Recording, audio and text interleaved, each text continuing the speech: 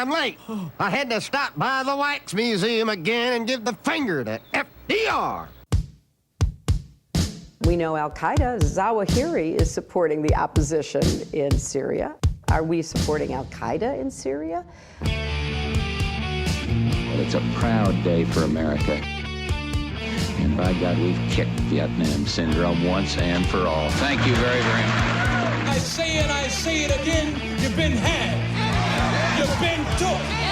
You've been hoodwinked. These witnesses are trying to simply deny things that just about everybody else accepts as fact. He came, he saw, he died. Well, we ain't killing their army, but we killing them. We be on CNN like, say our name, bitch, say it 3 times. The meeting of the largest armies in the history of the world. Then there's going to be an invasion. All right, you guys, introducing Melissa Etehad from the Los Angeles Times. Welcome to the show. How are you doing? Good. Thanks so much for having me. Very happy to have you here. Very important piece you've got. Middle-class Iranians resort to buying rotting produce as U.S. sanctions take toll. Co-written here at the Los Angeles Times. So you've just been there and now you're back, or you're still there? So we have a reporter there who works for us, and he's the person that has gone about in the streets and has been talking to people. And so I'm based in LA, and I have the luxury of trying to reach people from the office as well as talking to experts. Mm-hmm. Okay. And then, so I was going to say your co-author's name, but I couldn't possibly. You want to give it a shot? Sure. So his name is Ramin Mostaqim, and he's been with us for quite a while. And, you know, it's really great to be able to work with him because he has, you know, access in a way that not many journalists or people are able to have. And another added layer is this, you know, he speaks Farsi. And so when he went around the streets and, you know, we asked him to kind of get a pulse from people, right, ordinary Iranians, on what, you know, Trump's maximum pressure policy has been like. What we learned, it was just, you know, awful, but it's not a shock. You know, it's something that we've known has been going on for over a year now. Mm-hmm. And then, so do you know, is there an official percentage on the current inflation rate now? Well, last time I checked, inflation has decreased. It was 50% in June, and then it dropped to 48% in July. And that kind of occurred simultaneously along with the Rial rising 20%. Yeah, they cut some zeros off the end of it, right? Yeah. It's not, you know, shocking. I mean, in the short term, what you see is ordinary Iranians will take the brunt of these sanctions, right? And so people on the street are having a hard time even affording to buy food. And so grocery store salesmen are putting it to the side, and people are coming in at dusk and buying the food for a cheaper price. Medicine is extremely scarce and hard to come by. And so you have all these different factors that in the short term are impacting everyday Iranians. And now we're seeing that it's impacting middle-class Iranians. But that doesn't mean that Iran's economy is doomed, right? It's the kind of situation that we've seen over and over again when it comes to the U.S. imposing sanctions on different countries, right? There's this question about whether or not it's effective. Right. Well, yeah, it's effective in inflicting economic damage, but is it effective politically in getting them to do what we want? That's a whole other question, and arguably not. So another important aspect of this, of course, is that when all of the open market businesses are shut down, it's the black markets that thrive. And of course, those are controlled by either the IRGC or at least the businesses that are corrupt enough to be in bed with the IRGC so that they can get away with trading in the black market and not get in trouble for it. So the bad guys, or the worst guys in the government, are actually empowered by the sanctions against the whole country. Yeah, no, absolutely. I mean, you raise a good point, and it's a shame because the bad guys, as you said, are just going to be getting richer because of Trump's maximum pressure campaign on Iran. Economic mismanagement, corruption is also going to become worse. But Iran has also learned lessons from decades of being under sanctions. And so at least we have an Iranian president right now who's trying to make those changes to help the economy, if anything, grow slower, but at least it's still growing, right? And so one way they're doing that is by having more of a focus on domestic production. I'll give you an example, right? So you have medicine, which has been really scarce and expensive. And so now you have people in the private sector who have more of an incentive to come up and make these drugs themselves. So if anything, that's one silver lining. But as you mentioned, it's just an overall really devastating effect on the Iranian people. And it's not working, right? I mean, we've seen for weeks now that tensions have only increased. So the question remains, will Iran come to the negotiating table or will they stick it out? I don't know, to be honest with you. It's what we have to keep an eye on. Well, all indications are they've said we'll talk again as soon as you start lifting these sanctions that you've put on us unreasonably, which is actually pretty reasonable considering the circumstances. Yeah, no, I mean, one would think that, right? But we're noticing like this game, like a tit for tat game, right? Like last month, I believe there was this feeling that maybe Rouhani and Trump are going to meet. And then like the next day, Rouhani kind of backpedaled on that. And, we found ourselves where we are right now, which is, well, what's going to happen? And then again, we have the UNGA coming up in September. And so will Trump and Rouhani meet? If they meet, will it just be for theatrics? Like we've seen numerous times when it comes to Trump meeting with global leaders. The question is, will Iranian people be able to go on and kind of live their lives without having to deal with this unnecessary stress? Hang on just one second. Hey guys, did I ever tell you about libertystickers.com? It's just nothing but anti-government propaganda for the back of your truck. I invented most of them, the good ones anyway. Anti-war stuff, anti-cops, making fun of all the candidates in the upcoming election. libertystickers.com. Hey guys, check out the great lineup of podcasts we've got going on over at the Libertarian Institute. There's me, Foreign Policy in Focus with Kyle Anzalone, Free Man Beyond the Wall with Pete Quinones, a.k.a. Mance Raider, the Liberty Weekly podcast with Patrick McFarlane and Keith Knight, and our newest edition, Jen the Libertarian with Jen Monroe. Check them all out at libertarianinstitute.org. Hey guys, don't you think it'd be cool if you could go to college, but Tom Woods was the dean of the thing? Yeah, well, something like that. Check out libertyclassroom.com, where Tom Woods went and had his pick of all the best professors to teach their courses in the real history and economics that you didn't learn when you went to college the first time around, or maybe you didn't learn because you skipped your higher education altogether. But here's some real American history and some real economics, the kind of stuff that you've been missing. It's all at libertyclassroom.com, and make sure to click through the link in the right-hand margin of my website, scotthorton.org. Well, and a lot of it has to do with domestic politics on both sides, of course. The Iranians really could probably satisfy Trump without really changing their position much, in the sense of if they said they would negotiate away some of the sunset provisions and keep permanent some of the restrictions on the amount of centrifuges they can have running at any given time, or whatever, these kinds of things, and maybe give him a partial victory if they feel like it, but they can withhold it too. And so and a lot has to do with their perception of American politics too, whether they think they're going to be stuck with him for another 6 years, or whether they think that maybe they'll get a respite. And so there's a lot at play there, and especially since the Americans' demands, I mean, if you take the heritage speech, the Pompeo heritage speech, it's like 15 points of ultimate surrender that they couldn't possibly give into, but it's enough things on the list that maybe they could give the U.S. 4 or 5. It probably wouldn't even hurt too bad to do so, give the American politicians a win and get back to the JCPOA, which is what everybody else on earth would like to see happen, right? Yeah, no, you're absolutely right. I think at the moment what you're seeing is a really stubborn Iran and a very stubborn, Trump administration. And on the sidelines, you have the other signatories of the JCPOA, and they're just, holding their breath. Whether or not they can be effective mediators, we're seeing it play out right in front of our eyes at the moment. And, if they're not successful, I think then that raises the question of, well, okay, will Iran be the first to kind of to try to make the compromise, or will the Trump administration?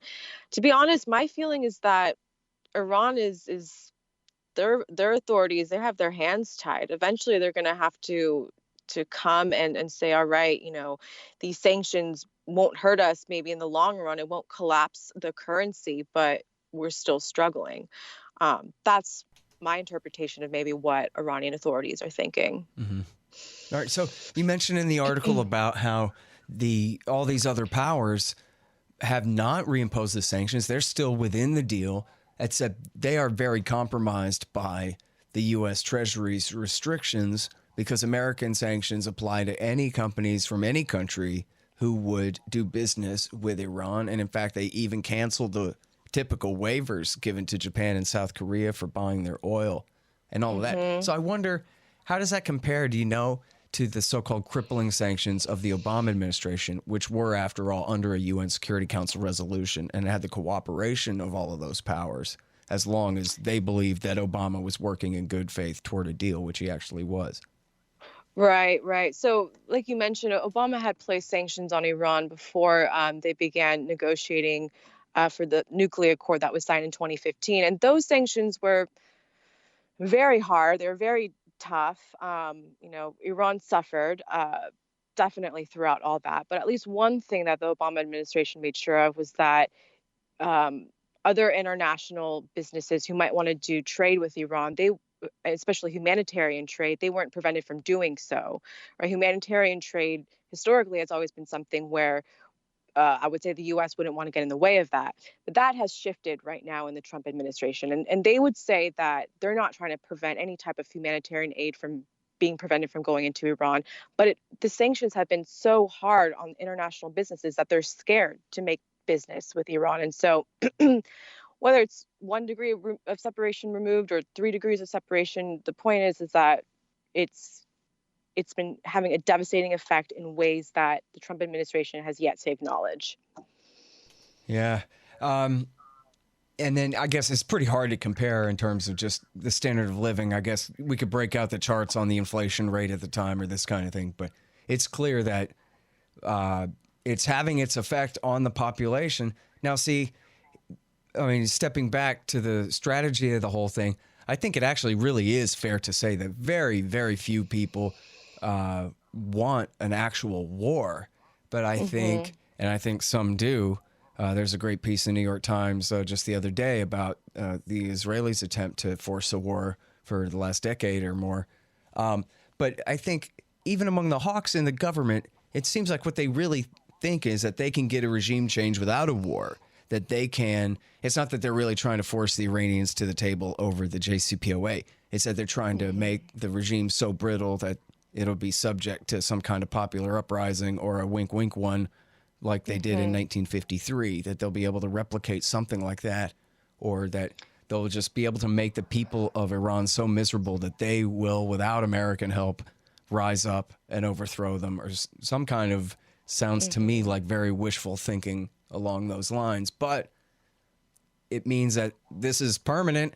If they can't get their regime change, it means it's either this is the status quo for the rest of the Trump terms, or war if it gets worse. Yeah, no, I mean, Scott, you raised such a good point, right? If you read in between the lines, what we're seeing is a Trump administration that's trying its best to squeeze Iranian authorities to act in the way that it wants to act. And then on the surface, though, they have, what they say is, we're not seeking regime change in Iran. That's something that's completely off the table, which may in fact be true. But what they're doing is creating a lot of tension and frustration. And that's something in Iran for ordinary Iranians. And that's something Iranian authorities are worried about. Instability, similar to what we saw in 2009 with the Green Revolution, would be devastating inside Iran. But whether or not regime change is something that should happen, that's up to the Iranian people, right? I have Iranian background. I'm a second generation, but even on my end, like, I wouldn't say, oh, I know what's best for Iran, right? That should be up to the people to decide. And I think you're right. Like you mentioned earlier, I think Iranian authorities are just hoping they can coast along until elections come and then see where it would go. But I don't know about you. I can't imagine if Trump is, going to win the election again, what that means, not only for Iran, but the entire region. Well, now, so let me ask you this, and I'm sorry because this is a little bit outside of your article, but under the current demands, even Trump is not demanding an end to all enrichment on Iranian soil, is he?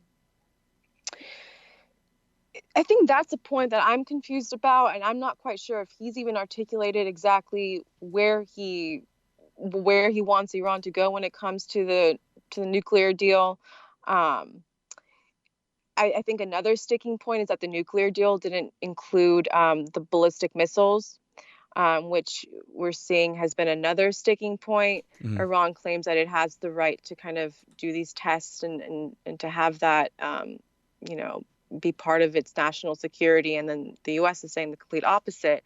And that wasn't something that the nuclear deal even touched on. So you raise a good point. And I think it's that and also more, right? They want more things in the nuclear deal that wasn't necessarily negotiated during the Obama administration. I just actually searched it in the Heritage speech. He does say Iran must stop enrichment and never pursue plutonium reprocessing, which they don't have the facility for that anyway. But that's so radical. I mean, I don't know. Many experts said that nuclear deal was preventing Iran from ever obtaining the means to create nuclear weapons. And so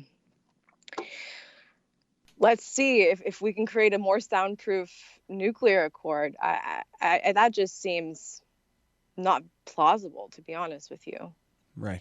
Well, and it just depends on how broadly you want to define it, right? The Israelis' view is for them to have a nuclear program at all is tantamount, as they say, to having a nuclear weapons program.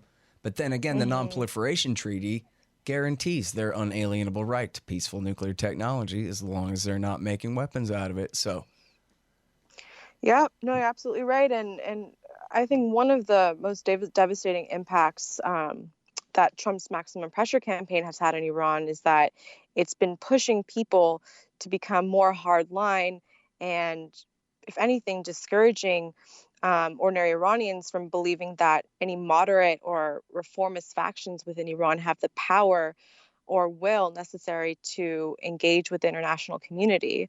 And so you have parliamentary elections coming up in Iran in the coming year. And I think that'll also be interesting to see where their domestic politics kind of play out because of everything going on. Yeah, the Trump government has certainly made a fool out of Rouhani and the so-called more reformist types who were trying to get along with the United States and played right into the hands of the right-wing hawks there.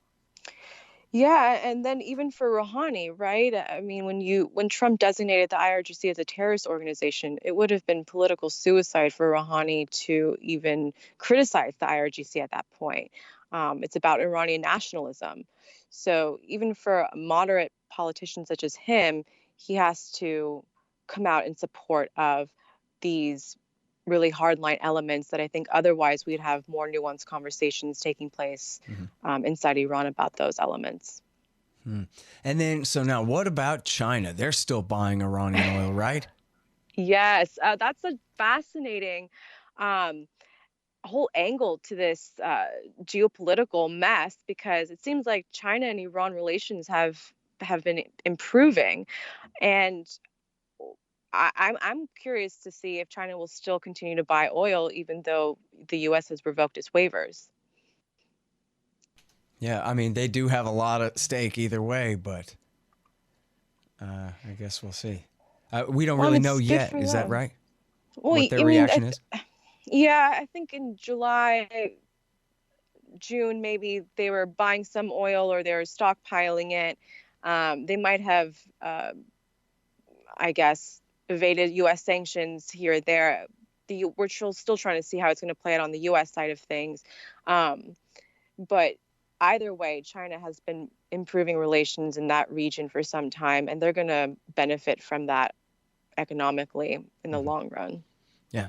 Well, you can only be a hawk against so many countries at the same time before you make them all allies. So there you go. Yeah, These but what things is happen. that saying? Like, my enemy, what is that? Like, my enemy is my best, something like that. What was that The saying? enemy of my enemy is my friend. Yeah, Yeah. that's exactly it. Yeah. I've And America's definitely friends messed with that everyone's enemies. up. Yeah, right. All right. But- Well, listen, it's been great to talk to you. I really appreciate it, and great work here. Thank you so much. Let's be in touch. All right. Everybody, that is Melissa Etehad from the Los Angeles Times. The article is Middle-Class Iranians Resort to Buying Rotten Produce as U.S. Sanctions Take Toll. All right, y'all. Thanks. Find me at libertarianinstitute.org, at scotthorton.org, antiwar.com, and reddit.com/Scott Horton Show. Oh, yeah, and read my book, Fool's Errand, Timed and the War in Afghanistan, at foolserrand.us.